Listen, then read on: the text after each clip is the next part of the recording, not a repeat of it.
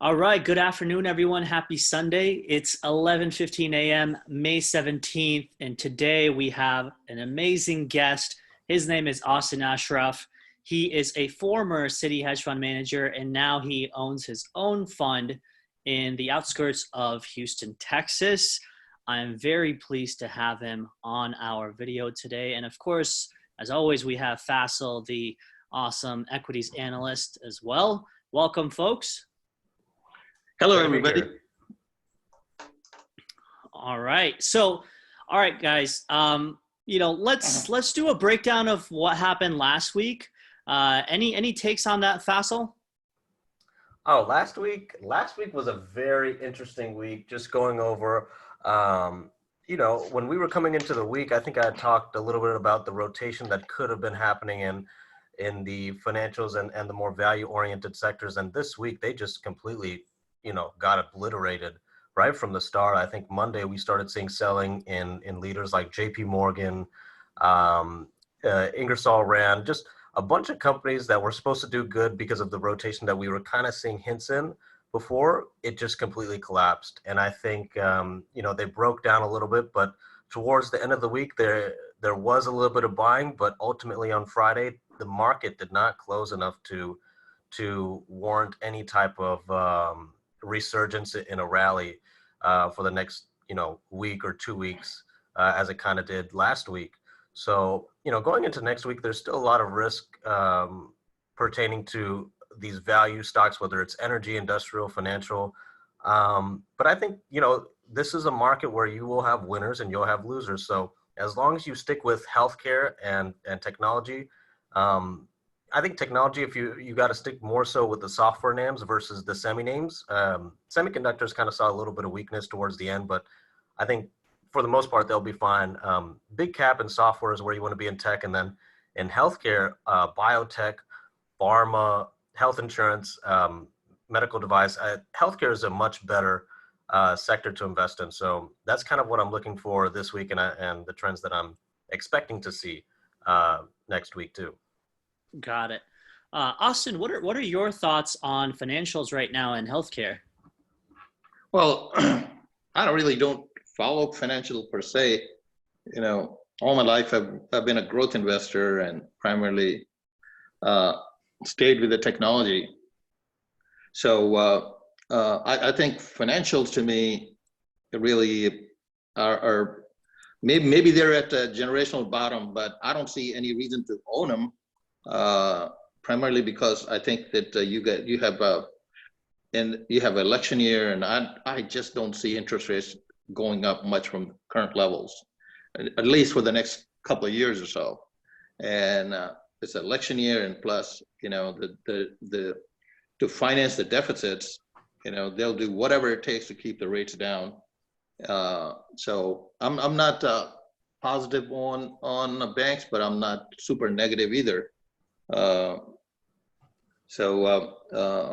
thing I want to tell everybody that, first of all, thanks for having me. Most of us do not trade markets. We trade stocks. So even during this downturn, there were two different markets. Majority of the market, as the majority of the market was going down, there were certain sector of the market were actually holding up perfectly fine and actually were making new highs. So I want to tell the audience that even though the data out there is such a doom and gloom, and it would make you sell everything and just hide your money under the mattress, there are still a significant number of stocks in the right industry that I'm sure we'll talk later on in the call that are making new highs. Yeah, I want you to expand upon that. And for our viewers today we're going to have an interesting viewpoint of Austin, of course, the one with the heaviest amount of experience. He's going to be playing the bull in this case and why he thinks of a bullish perspective in this market. Faisal's a little bit more neutral, and I'm more bearish. Now, asking Austin about the markets, can you first define to us what growth stocks are? the growth stocks are that has the ability to grow. To me, you know, when I'm looking at a growth stock, I'm looking at a company that has the ability to grow their top line double digits, top and bottom line double digits. You know, so that's a basic definition of a growth stock. In an environment where your interest rates are below 1 and your GDP is significantly under pressure, double-digit growth is hard to come by. So the companies that can deliver even in this environment are super growth stocks to me. Okay, got it. And can you expand upon your reasoning for why the current Fed intervention is bullish for the market? Because I think a lot of people are grappling with the idea of how the Fed has effectively distorted the valuations and prices of the markets for us as investors or traders to have any idea what a stock is really to be worth. Yeah, that's a good question. Basically, what Fed is telling you, first of all, in my trading career, I've never seen during election year things get out of hand, and it is so crucial to understand during election year, Fed will do whatever it takes to stabilize the market. And this time, Fed is basically telling you, last Powell's meeting, he said that they are prepared to buy anything. And that's not even in their mandate, you know, for them to be doing this. They even hinted that they would even buy, if things got out of hand, they'll buy stocks. They'll buy stock ETFs, you know. So basically what that means is the Fed is giving you a backstop. You have a Fed put, you know, that things are not going to get super bad. You know, they basically are buying time until the economy repaired itself. You know, so that's very powerful that they will put, no matter, they'll print as much money as it required. There's no amount of money is enough, you know. I have learned from my experiences, it never pays to bet against Fed, never. That's a great point, and I want to expand upon that. So the one thing I've always heard is, you know, the equity markets are more of an area for people to, I guess, gamble on the future of what, you know, stocks are supposed to be worth, the companies are to be worth, and the bond markets are really giving you the true underlying picture of what the economy looks like. Now, given the state of the bond markets, whether we're looking at 10 years, the 2-year right here, yield right here. Let me see here. Let's pull up the 2-year right there. And the 5-year, right? All of these are kind of signaling to us that we still are kind of struggling with the bond yields themselves actually trying to show strength. Unlike what happened in 2008, 2009, when the 10-year actually moved up and bottomed out with the stock market. Is that something that you pay attention to? Absolutely, absolutely, and there's absolutely no doubt that in 2008, 2009, you knew what the damage was in the financial markets, and people were able to discount it, you know, build a model around it, and calculate as to what was the maximum risk that they were looking at. In this scenario, still, we don't know, because we have a global epidemic and the global markets are shut down. So it is hard to calculate, you know, until we have some vaccine, or as we get close to having a vaccine out, you will start to see the markets react accordingly, you know. But for the time being, the bond market is basically, they're just buying time. They're just telling you that, hey, things are really bad out there, you know. But Oh. at the margin, things are starting to improve. And the reason I say that is because the data that I read, I mean, they're talking about even these cruise lines are saying that their bookings for next year's are up 600%.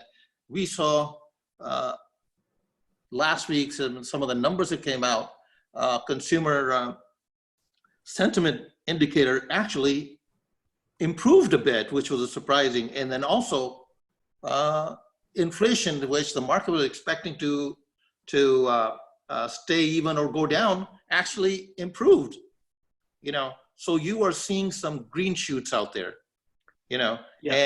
And you will see.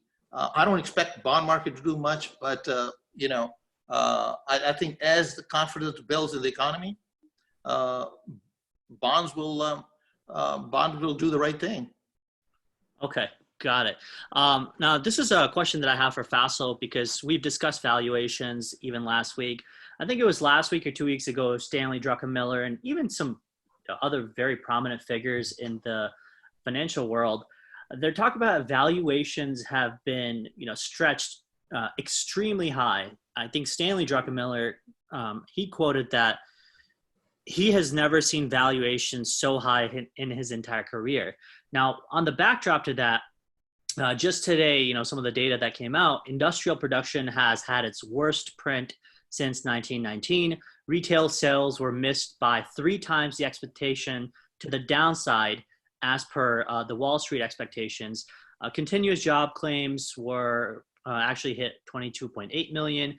And then you mentioned the CPI, the Consumer Price Index, which is on its worst sequential decline since December 2008. So on the backdrop of this bad news, I actually want to get Faisal involved in this conversation. How do you square off all this bad data and then extremely high valuations and then that, very, very typical indicator that Warren Buffett often uses, which is the total market cap against the GDP? Faisal, any thoughts on that? Well, just to touch on the data a little bit. So yeah, the retail numbers and manufacturing numbers were pretty bad Friday. But there was one bright spot, which was online retail, I think was picking up around 22%. And I think that speaks to the overall adoption rate with all this new technology that's going on. Even some of the older technology, like of course, Amazon Marketplace has been around for a while, but it's starting to show the value in the structural software that has become so integral in modern day business, whether you're talking about accounting management software or payroll software. All these small things have become a necessity. And I think this entire correction has shown us, and some of the data, online data is showing us that even though you're having all these declines in a lot of these categories, there are still winners. And there are still companies that are projecting to make it beyond the scope of this year, because that's the whole point. If you can weather through this storm, because we all know this storm will be cleared up as soon as, at some point in the near future. If you can withstand that, then it's fine to buy even here. Like current valuations don't matter. Throw out the playbook for current PEs or anything, because most companies have withdrawn their forward guidance, for this year, some even for a little bit of next year. So valuations is really a tricky game. And I think it pays more to look at 2 to 3 years down the line when deciding which companies to invest in. You have to look at those growth rates versus the ones that are going on now. And when you do that, you tend to find a lot more, better picks and sort out the winners and losers better. Who was? I totally agree with Faisal what he's saying, and if you're evaluating a company, you can't look at the current earnings or even next year. You have to go and you have to normalize the earnings. Look at the earnings over a 5-year period. Once you do that, it gives you a better picture as what is the real earning power of a company. Okay, that's a great point. I want to dive back into the S&P 500 because that is one of the indices that's obviously performing really well. I think Dow Jones is doing pretty well too. The one piece of data that I looked up was, I think about 40% or so of the weight is very top heavy in the S&P 500 companies. And what I mean by that is, I think about the top 5 or top 7 companies carry about 40% of the weight right now of the entire 500 companies in the S&P 500. Beyond that, 40% of the S&P 500 companies have their constituent revenue sourced internationally. So my question to you, both of you, is, if we're having, first of all, just 6 or 7 companies really driving up the market, because if we're looking at these heavyweights like Microsoft and Apple and Amazon and Facebook, even Johnson & Johnson, right? All these companies, obviously they're doing phenomenally well because they're also in the software side of things, or, tech side of things. How do you look at, these 7 companies versus the index itself?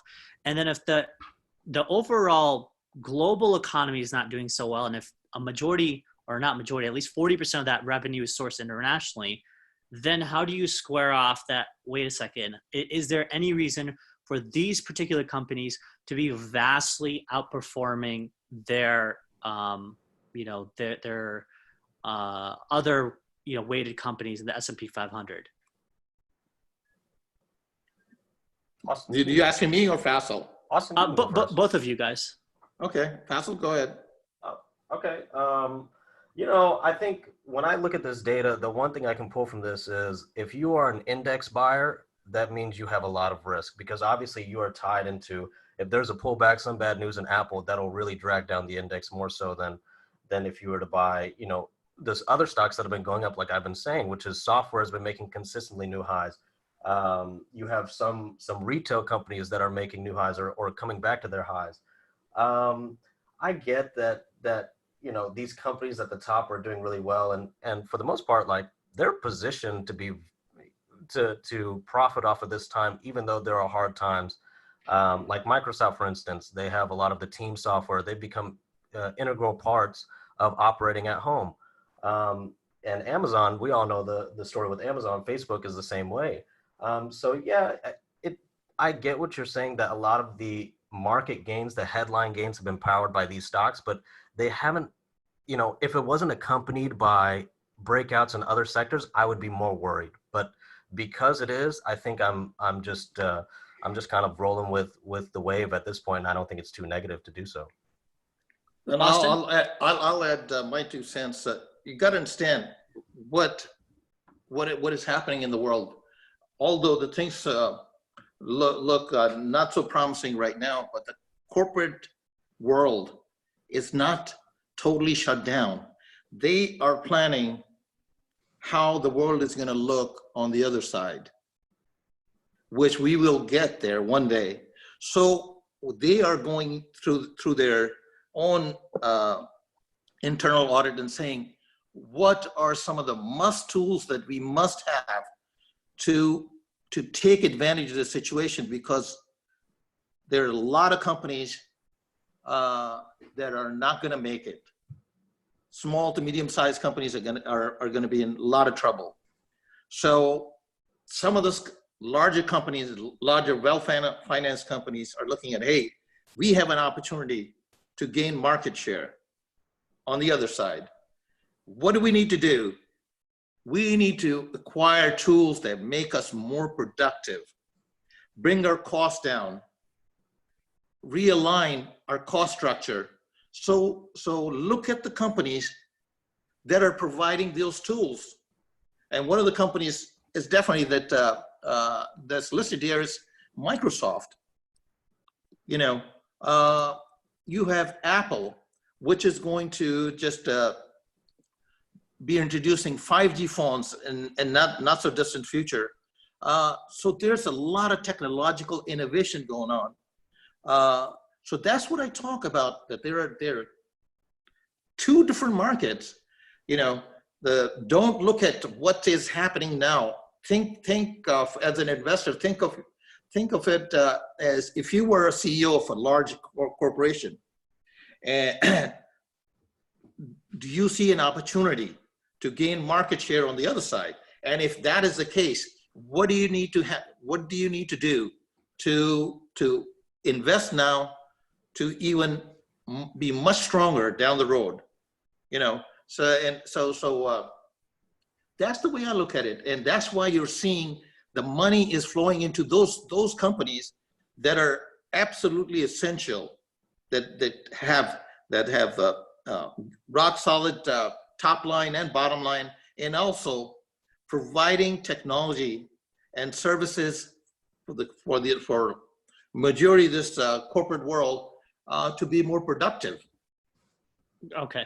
Good. Yeah, that's a fair point. I think what a lot of people struggle with right now is, how can valuations of companies right now be pretty much at the same high as they were pre-COVID? Now, obviously, things like Microsoft or Apple or Amazon or Google, they may not be affected as much, but I would probably say Facebook and Google are pretty significantly affected because they're kind of like one-trick ponies, right? They have their ad revenue pretty much their main source of income. Google is a little bit more different, but still, I'm pretty sure their ad revenue was deeply hampered. Now, to add on to that, right? I really like your point about looking out into 3 years or 5 years into the future, and I definitely would agree that Microsoft and all these companies will probably survive and eat into market share of all their other competitors in some way or another. I think the question is right now that, do investors, first of all, even need to look at any of the data when it comes to buying some of these companies? Or do you just kind of follow the Fed? Because it seems like the Fed is out there pretty much on the brink of buying stocks, right? So why do we need to do any of the hard work instead of just, a no-brainer like, hey, I'll have what the Fed is having every single day, go long on a major of these tech stocks, or even if you want to start buying, ETFs like HYG or LQD, why should investors do anything really other than just, long this stock market? Well, one of the reasons that, in my opinion, that investors make a wrong decision when they, in a situation like this, when they start evaluating, just like you said, the Google and Facebook ad revenue is going to be horrendous. And that's not a news. Market already knows it. But what Mark is looking at is that when they normalize their earnings growth, growth is right now looks not so promising, but when they normalize the earnings over the next 5 years, does it make sense to own these stocks? And these companies like Facebook, they still have so many assets out there that they have not monetized, which they have an opportunity now in the slowdown to really reactivate that part of their business.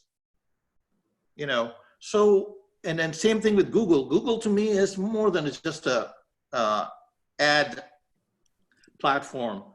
They are a VC company. They have started more they have more startup companies in their portfolio than anybody you can imagine. So to me, the investors are looking at how is Google going to look 4 to 5 years down the road, and then same thing goes with Facebook. Could these stocks could be slightly overvalued right now? Could be, but money has to go somewhere. They don't want to go into industrials now because industrials are really in a bad shape. They don't want to own financials because financials, as I mentioned, don't have a good business model. The only sector that look attractive here are healthcare, because the world is getting older and they're going to need those services, and technology. So they are looking for those gems that they would love to own 5 years down the road, that they could buy it cheaper now, and then companies that will continue to deliver that top line growth of 20 plus.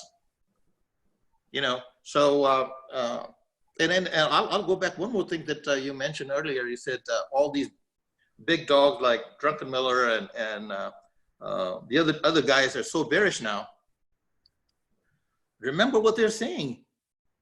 When somebody asked, and the guy who was interviewing Druckenmiller said, "Hey, do you own any stocks, or did you sell your portfolio of stocks that you had?" He goes, "No, I still have all of my software names. I still own Google. I still own Microsoft. I still, you need to read between the lines." He's saying, "Hey, if he was just totally bearish, he would have sold everything. Nothing is stopping him." Yeah. So what he's saying is, I still own these stocks, but I'm bearish on the rest of the sectors, which makes perfect sense to me. Okay. And actually, if you look at search his activity in his portfolio, he's adding stocks like Google, like Amazon, like I'm not sure what he did with Facebook, but he was adding Microsoft. So same thing, that he's buying these companies and probably shorting all the rest. Yeah, that's a fair point. I mean, obviously, investors are never out there, saying exactly what they're doing behind the scenes. So it does make sense. I wanted to take a few questions from the audience, and we have a few right here. One of the questions was, do you think equities will have some sort of blow off top for new highs before we see a larger move to the downside due to the Fed stimulus? And to add on to that, do you think that we'll maybe have somewhat of, maybe like a W bottom, something like this? Or do you think that we kind of just range around here till election time and maybe start moving back up? Asking me or Faisal? Let's go with Faisal for now.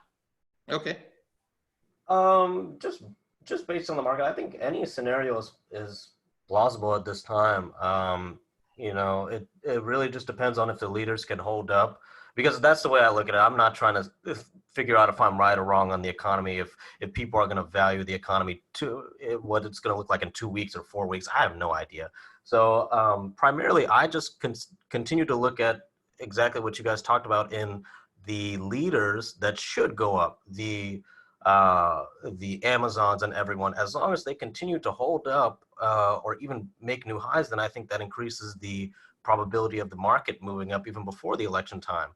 But I think it's, if the leaders, they have gotten extended, if they start to consolidate here, I think you could definitely see a ranging and maybe a slight pullback in the market. But I find a hard time believing, or I have a hard time believing that, it's going to break this low, the previous low at this point. It could test down there if we get some kind of black horse data or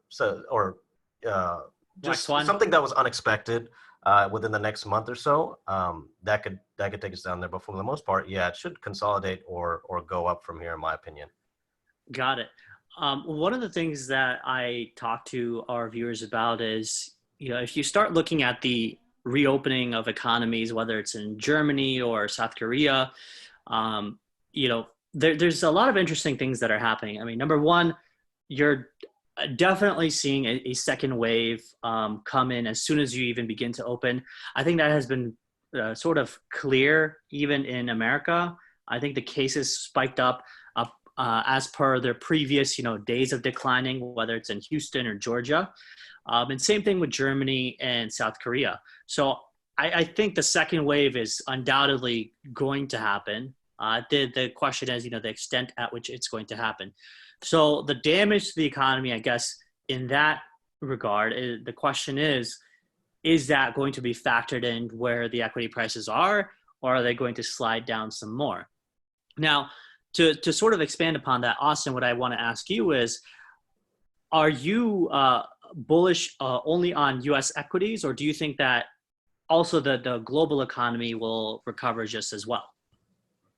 Well, first of all, as far as the market is concerned, my take is, until we have vaccine or some real solution, we will stay in a trading range.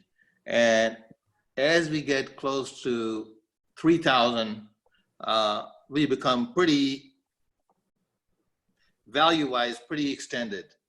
And even if you go and look at the even if you normalize the earnings, S&P earnings over the next few years, you know,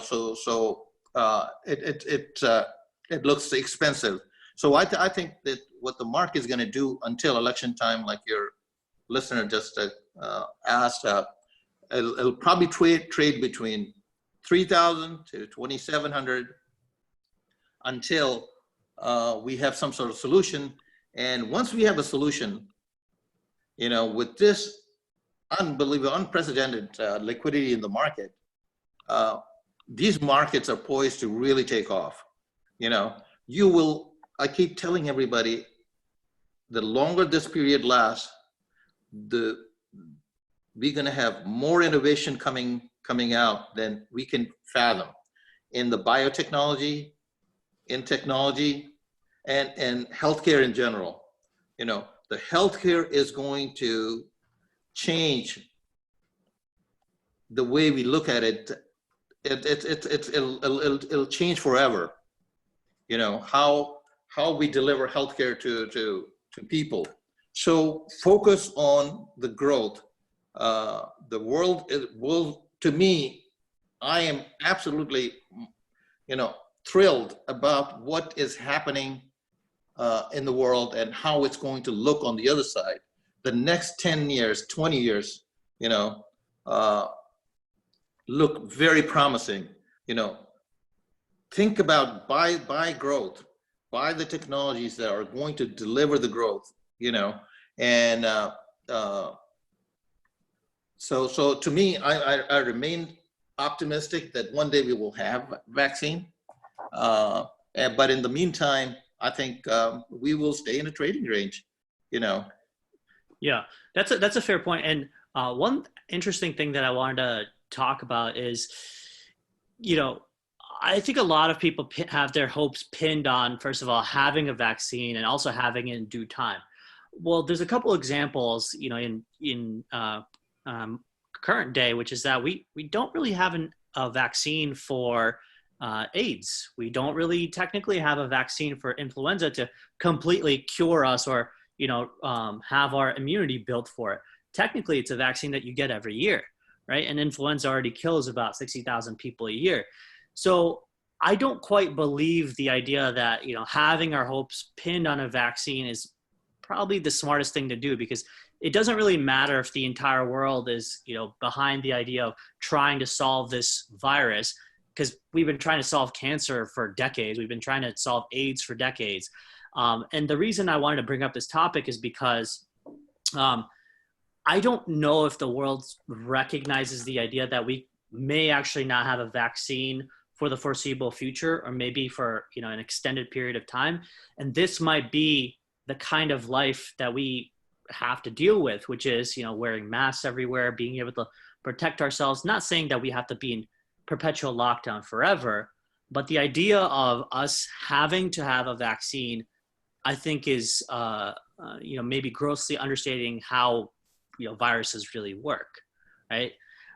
So going off that, you know, do you think that if, let's just say, you know, in the next 3, 6 months or 9 months, there isn't a vaccine, when the world carries on as is, do you think that will still, you know, be a, I guess, a roadblock for the economy to get back to where it was pre-corona?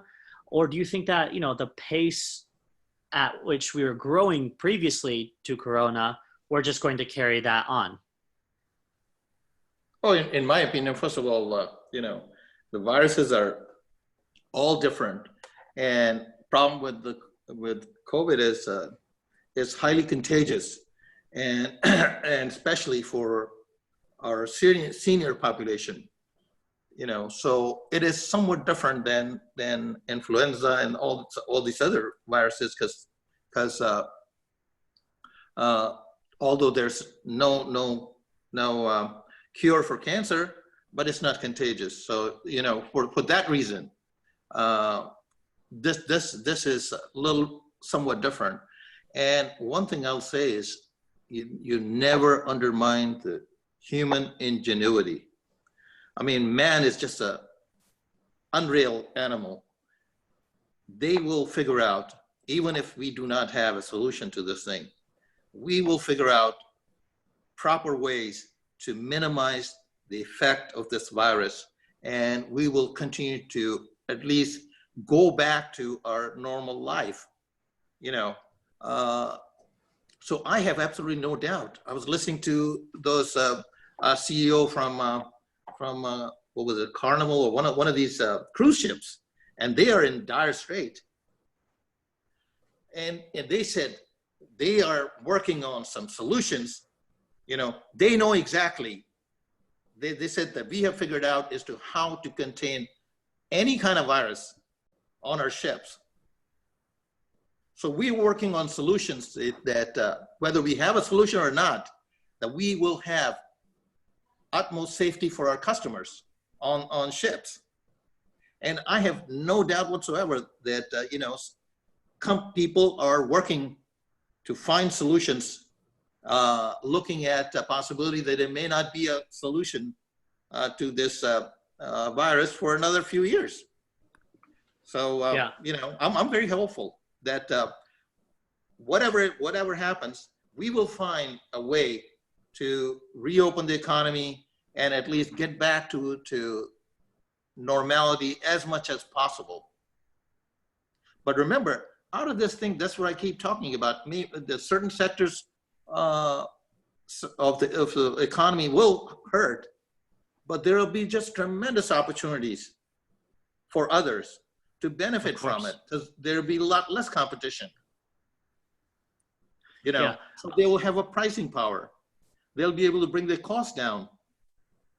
Yeah. You know, let's pivot to something that was, I think, on the news cycle just last week, which was, I think the Trump administration, or maybe even the government at large, was saying that, you know, pension plans or companies need to start rethinking their investments into Chinese companies. Faisal, do you have an opinion on that? Yeah, I do. It's not investment advice, but I view these opportunities, especially if you start to see 10 to 15% declines in some of these stocks like Alibaba or JD. I think those are buying opportunities, so long as the technical picture holds up its uptrend, because the news is significant. If it actually happens, you know, that's a bad thing for these stocks. These stocks could lose some key investors, and you should see their stock price go down. But because of how integral they are to China, and in the same way that Amazon is integral to us during this entire period, but not only that, I think because China completely locked down the country, these companies were even more essential, like JD and Baba, to delivering necessities and becoming part of everyday lives for people who had never even used the internet. Now they were forced to, used online retailing, and now they were forced to use that as a means of necessity.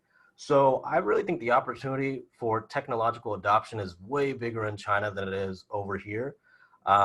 So, you know, based on the pension news, I think if there's any drawdown to these stocks, as long as they can maintain their uptrend technically, I think they're a buy still. I also want to, I didn't answer the question you asked me about whether I see investing in emerging markets, you know, and whether I see the global economy recovering. Eventually, yes, the global economies will recover. But the way I look at the world now, outside the U.S., the world is just totally indebted, and most of the debt is in U.S. dollars. You know. Yeah. So for me, that's the last place I want to invest. Only place I want to invest is in the U.S. And remember how the U.S. is going to come out of this whole mess with the debt that we have now. The only solution is, you know, the politicians will never go and touch the healthcare, defense, and all this stuff, because politically that's not feasible. The only thing they will do is, on the other side of this thing, they will drive growth. They will drive the economy at supercharged growth of 4 to 5%. And where is that growth going to come from? That growth will come out of the highs of emerging economies like China, India, even Europe. Trump is telling you that. He is forcing these companies. I mean, look, just last week, he told Intel, Taiwan Semiconductor, to build their new fab here in the US. Intel Yeah, I thought that was interesting news. Okay, so what will happen over the next 4 or 5 years is that the global economies outside the US will experience slower growth, relatively slower growth, and you will see exponential growth in the US. That is the only way for us to get out of this debt cycle. You know, so if as an investor, I think the greatest opportunities are continue to be here in the US. You're going to see a lot of this rest of the world still indebted and having these debt issues, and most of their debt is in the US dollars. Yeah, that's to add on to that, I've heard a lot about the plans for maybe repatriating some companies back into the US. I think my only concern with that right now is if we start looking at, say 33 million people unemployed, and that took us about 11 years to build up that kind of employment rate. So even if we look at, fast speed, warp speed employment again, I can't see a world where we don't still have 15 million at least, which is half the current unemployment rate, at least 2 years out. And given the fact that the US economy and the markets are very much pegged to how the consumer confidence and the spending habits of the American customer, I can't quite see how the GDP is going to accelerate at such a pace when the consumption itself from the consumer is so hampered. Because remember, one thing that I keep telling people is, at least my friends, a lot of people I know, their jobs have been lost. They've been looking for jobs for a while. Their businesses have been shut down or gone bankrupt. A lot of people don't really know what they're going to do next. Maybe go back into corporate America. So most people are kind of going into saving for the future mode or repairing their own balance sheets, if you will. So this is why I'm a bit skeptical of how can we get so much growth over here so fast. Maybe if we're looking at it from a 5 to 10 year perspective, and again, that's a maybe, but I guess, that's the question maybe I want to ask both of you is, how can you peg, such a high GDP growth if the American employment as well as consumers, suffering so heavily? Oh, I mean, let me make it clear. I'm not talking about next year or the following year. I am looking at 5 to 10 years down the road, because we still do not know what the other side looks like yet, and the good example of that is although I'm not a fan of Trump, but we never imagined that unemployment in this country would drop to this low. It has never dropped this low, period. We didn't even know there were that many jobs. What we saw was the trailer of what it looks like when this superpower, America, is going after internal growth. America, having the super muscles, have the ability to do a whole lot. So over the next 5 to 10 years, you will see this scenario plays out, where the rest of the world will have to deliver, to give up some of their growth so that America can grow faster. And the situation is definitely not going to improve overnight, but once we get on the other side, I think you will see the American consumers still love to spend, and they can't wait to spend the money that they don't have, you know, and that's how it works, you know. Do you think Americans are basically very optimistic people.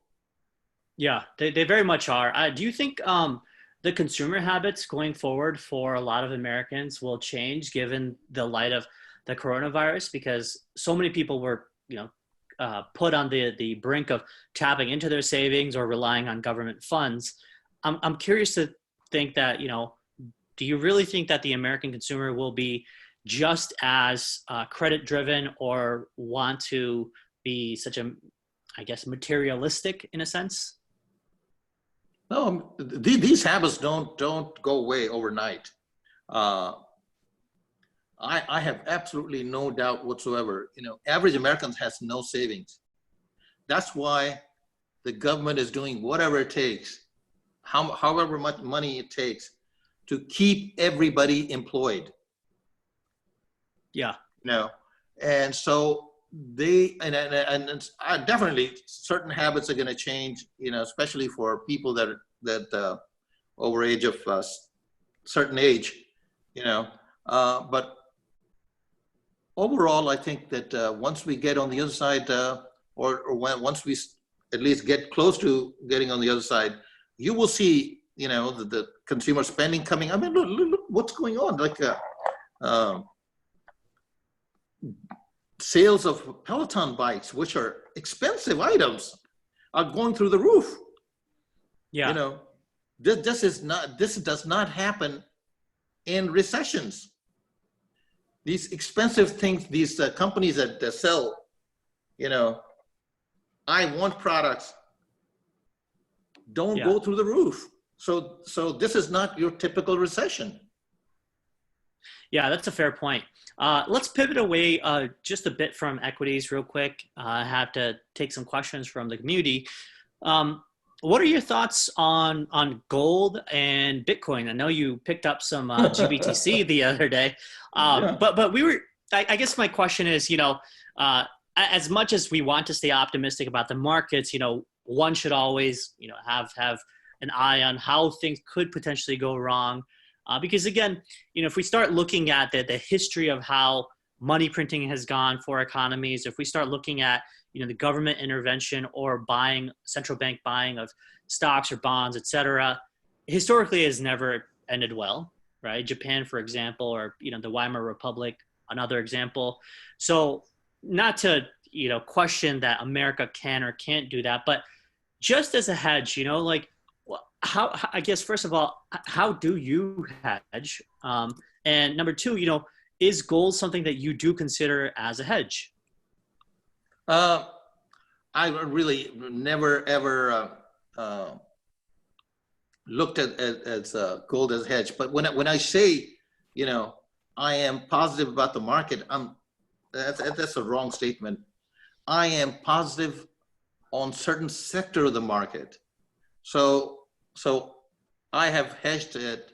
My portfolio, I own a lot of biotech, I own software and tech names, and I am short the industrials. Okay, so what are some of the tech names that you're long on, and industrial wise, are you just short like XLI ETFs or specific names? On the long names, obviously I'm long Microsoft. I'm long some of these other software names, and I don't have my list in front of me. And I'm long biotech ETF, and primarily because I really don't have the ability to do the kind of research on biotech. It's just very complicated sector, but I know there's a lot of innovation going on, so I'd rather just own an ETF. And I'm short in industrial XXX industrial ETF. So That's and then I recently bought a little bit of Bitcoin, and I was teasing Amal about it. Not that I have great insight into it, other than the fact that when some people that I respect a great deal start saying, "Hey, I'm going to make a speculative bet on Bitcoin here," I pay attention, and now I'm going to follow this asset class a little bit closer than I did before. So I'm going to try to increase my intelligence and see where it goes. Got it. And you're talking also about another stock that I own is ATVI. I think the gaming sector is going to be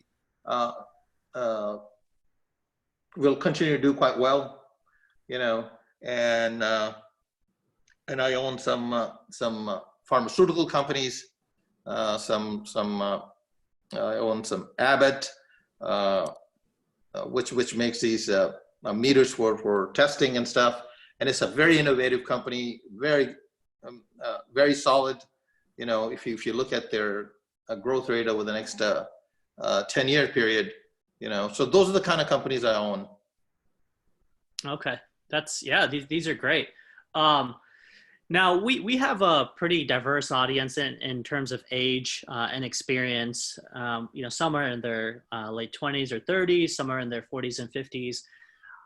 When you were a Citi hedge fund manager, I guess first of all, how was your experience there, and how would you advise clients based on their demographics in terms of their age, and also how do you sort of look at the market now as everyone is becoming bearish? What are some wise words that you have to give?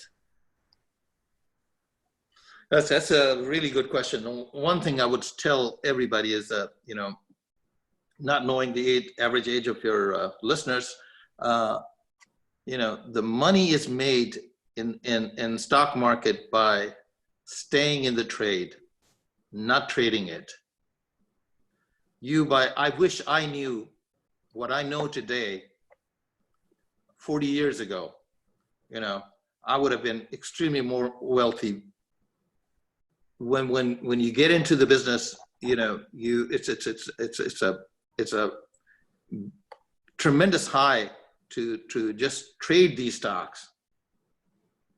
Although I knew so much about the company, that this company it's doing such a fabulous stuff that the stock is going to be worth a whole lot of money, but every time you made 10-15% gain in it, you sold it.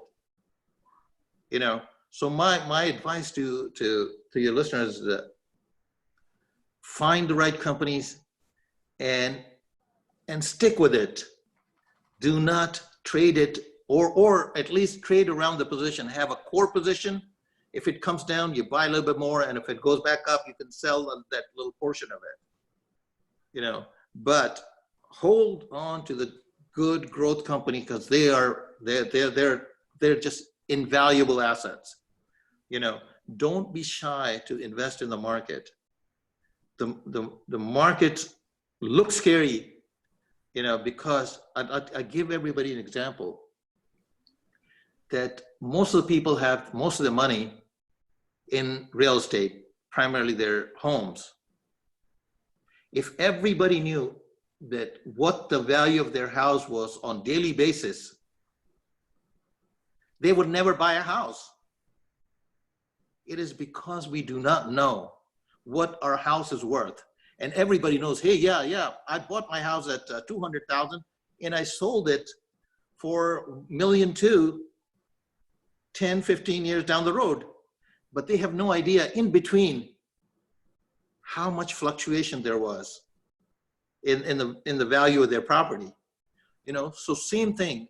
Unfortunately, in the stock market, you are mark to market every day. The value of your assets every day, and that becomes a very emotional thing, for people to handle. And on the other side, rewards are tremendous. If you have the tenacity to live through both good and bad period and hold on to those good assets.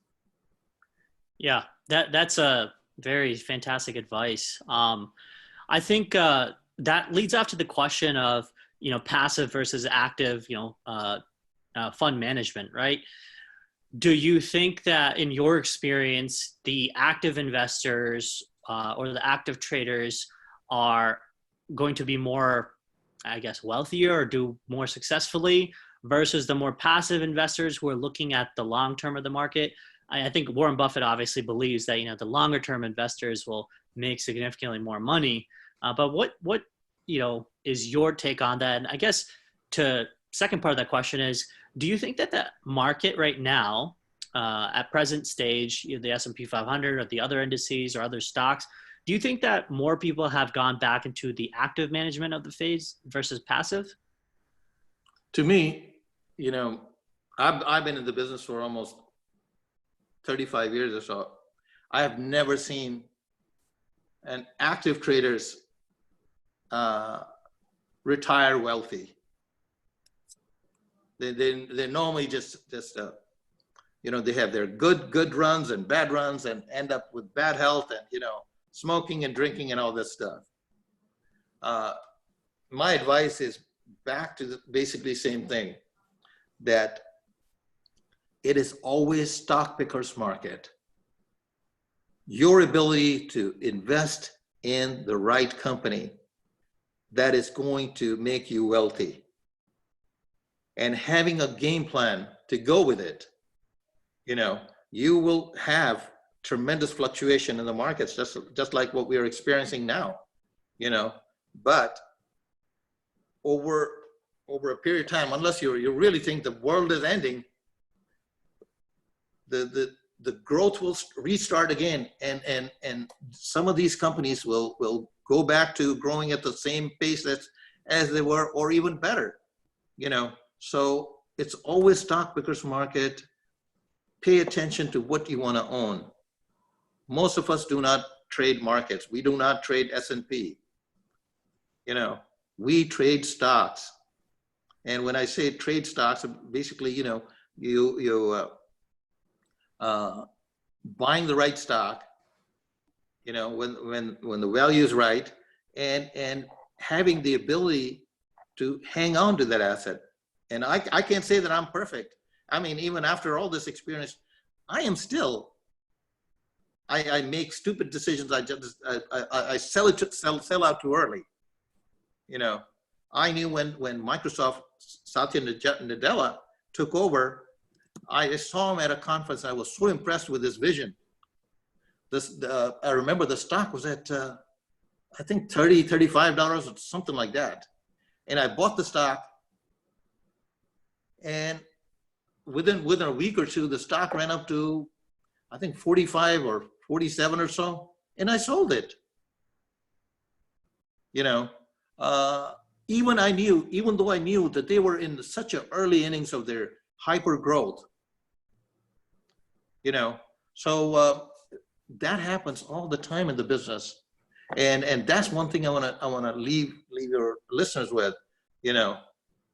If you believe in the vision of the CEO, and if you believe in the growth trajectory, hold on to your core position.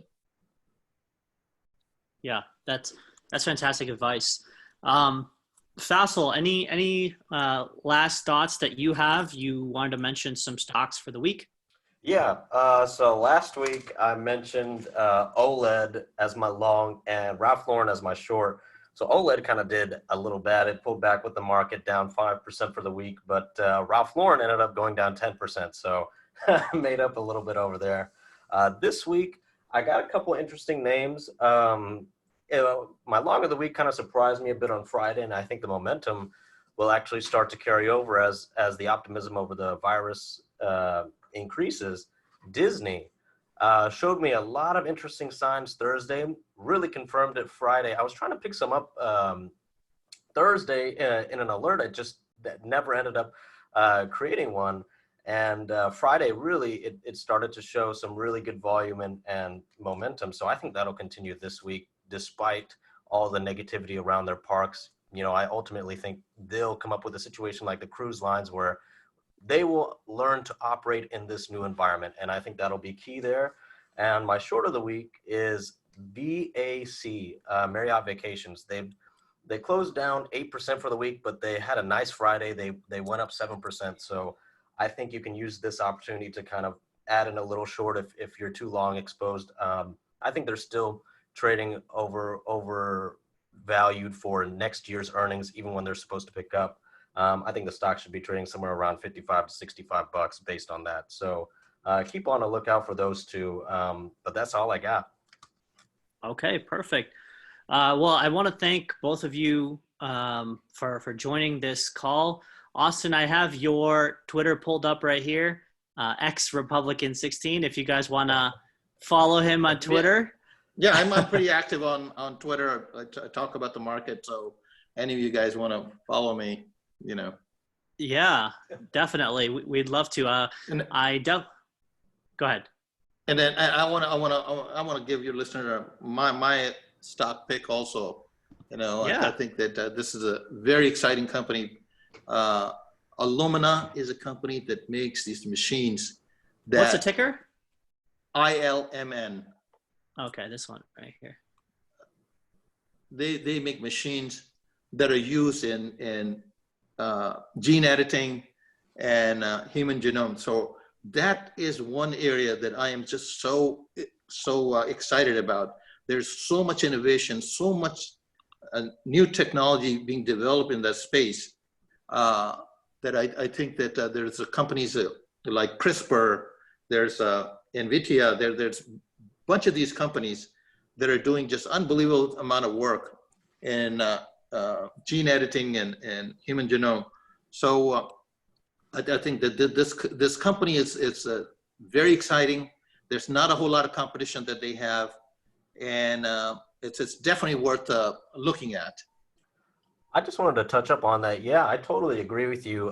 In our Discord, we actually had an alert for this stock, I want to say 2 or 3 days ago, maybe on Wednesday, and the stock is already up 4% from where we alerted. So I totally agree with you on how valuable it could be to the gene editing space. In general, that's tending to receive more funding and more attention as the years goes on. So I really like that pick.